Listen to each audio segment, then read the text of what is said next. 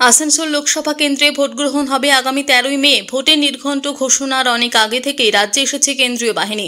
জায়গায় জায়গায় প্রতিদিন টহল দিচ্ছেন তারা। বুধবার আসানসোলের কুলটি থানা চৌরঙ্গি ফাঁড়ির পুলিশকে সাথে নিয়ে চৌরঙ্গি ফাঁড়ি এলাকার বিভিন্ন জায়গায় রুটমার্চ করে কেন্দ্রীয় বাহিনীর জওয়ানরা।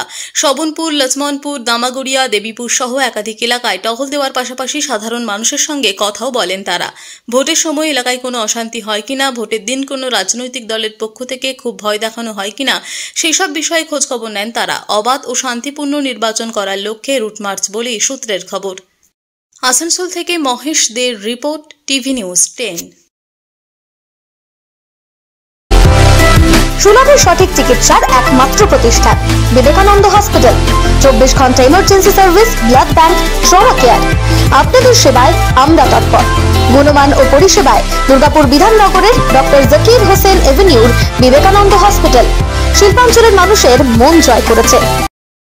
সবার আগে খবরের আপডেট পাওয়ার জন্য সাবস্ক্রাইব করুন আমাদের ইউটিউব চ্যানেল এবং ক্লিক করুন বেল নোটিফিকেশন আইকনে।